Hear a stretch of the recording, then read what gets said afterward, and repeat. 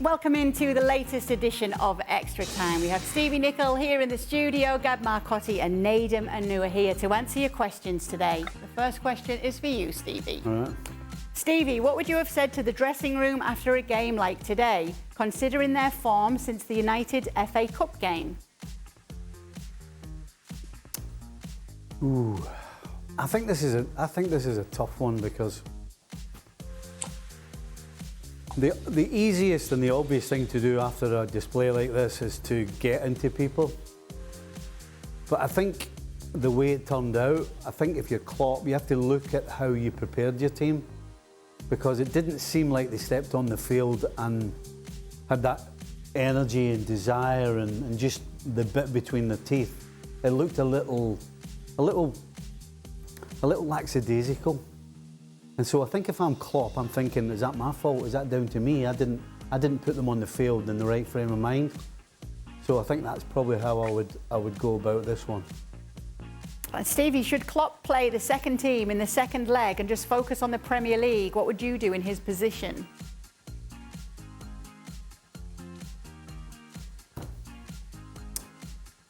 I think at this stage of the season, you've got to go and win football matches. It's about winning. At the end of the day, it's Klopp's last hurrah for Liverpool. I'm sure all the players want to play, not just in this game, but play for him and try and undo what they've done in this first leg. You go for it. I think between now and the end of the season, you put your best team on the field and you go and win. And then maybe you can rest players or rotate, as I said in the show. Go and win the game and then start taking players off once you've won the game. So, yeah, right now, you've got to go on the field and win. Speaking about resting players, Nedum, are you worried that Rodri said he needed a rest? And how does Pep set up differently without him?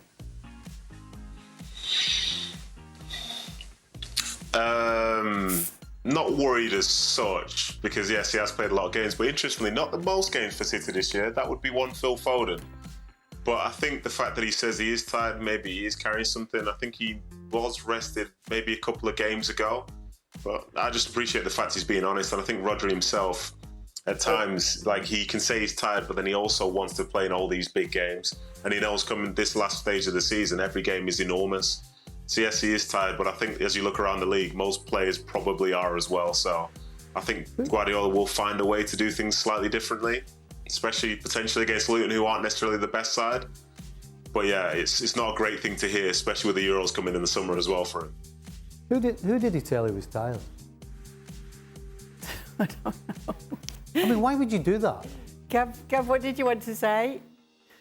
Well, so it's funny because, I think Rodri is arguably City's most important player, but he's not just Foden. Foden's played about 100-odd minutes, more than he has this season.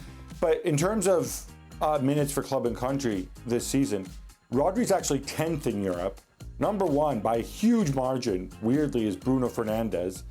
The issue is Rodri's also played a ton of minutes last season too, and I think at this stage, if the player feels that he has to come out and say this in public, the one thing that would be my concern is this has to go back to City's medical staff. It goes back to their physical people, because this should not be happening. You should know when you have a player in a red zone, it should never get to the point where the player has to come out in public and say it.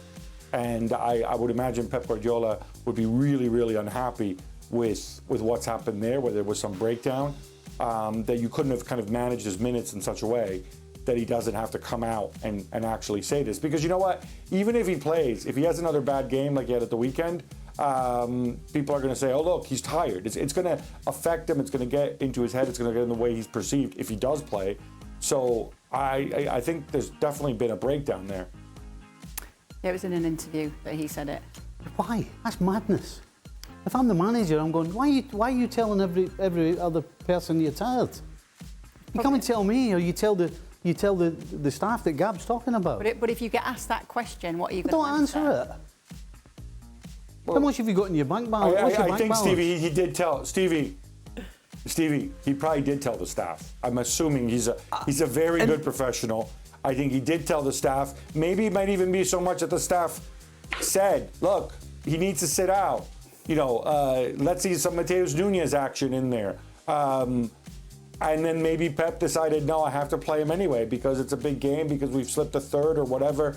There's a lot of stuff here we don't know. But for somebody like Rodri, who rarely speaks out of turn to say this, I suspect there's something behind it. And at the end of the day, if Pep decides to play him, then that's his prerogative. But there isn't a situation that makes it right that a player comes out publicly and says he's tired. There's just not a right time. When the season's finished and you can turn around and say, oh, I don't know how I managed the last 10 games, I was really tired, because it doesn't matter, then it's gone. But you don't come out and say to anybody in the press that you're tired. Stevie, how does it feel that Liverpool were in a quadruple quest until the FA Cup game against United, and now chances are Klopp's farewell is going to end with just one Carabao Cup?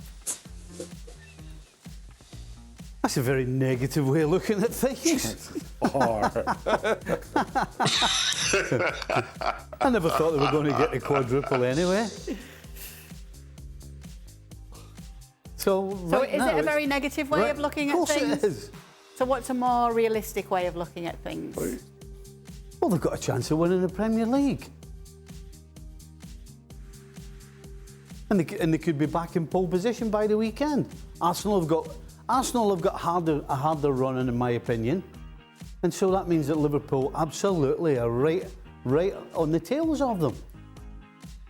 So that's how I'm looking at it. I mean, listen, you don't think about how many and if and that and ands, no. Right now is about winning the next game and being positive.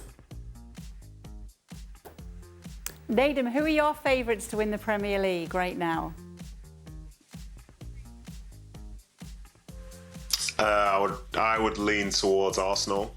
I think given how sort of well they've been attacking and defending since, they went on that infamous trip to Dubai, I've got to lean towards them. Their goal difference is huge and defensively they're good. And as I say, they seem to be scoring a ton of goals as well. So I think I'm leaning towards them. Gab, do you think Roma can win the Europa League and De Rossi is going to be a top manager like Carlo?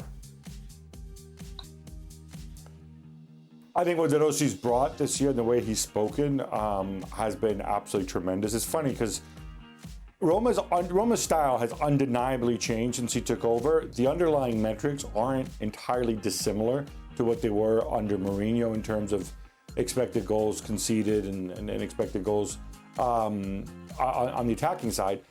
But I think he's such a tremendous communicator and he's taken over a tough situation. I think from that sense, he certainly has all his ducks in a row. He tries to play attacking football, even though, obviously all players he inherited.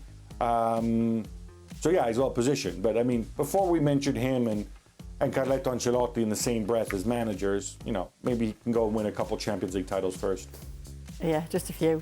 All right, Nedum, do you ever feel like you might have retired a bit too early?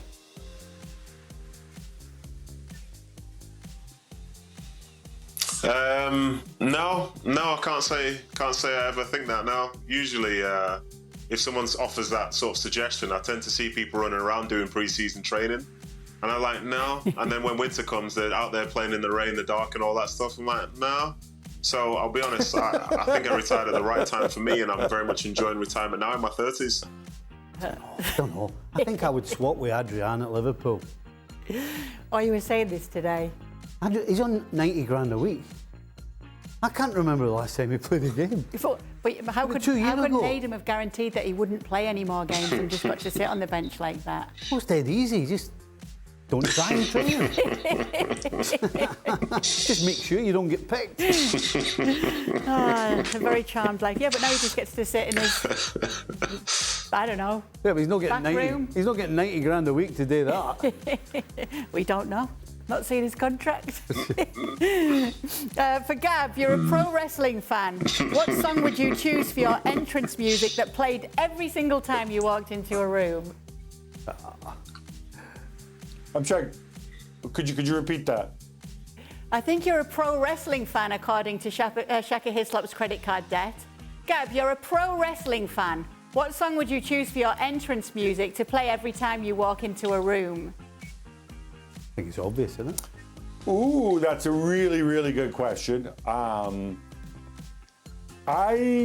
kind of go back to the classic ECW entrance themes, and one of my early favorite tag teams was the Public Enemy, and totally incongruous, but it was their entrance music was the Hot Stepper, and I think that's tremendous entrance music. So I think that would definitely work for me. What would your name be, Gab? Oh, stop. Just Gab's fine. I don't need gimmicky names. I'm an old school ECW fan. I don't need gimmicky names. I thought Gab would have gone for Tina Turner. What? Certainly the best. No danger. What would you go for? Oh. Something stupid. Something daft. Who let the dogs out? Something like that. Perfect. What would your name be? Doggy dog. Nedum? What would your music be?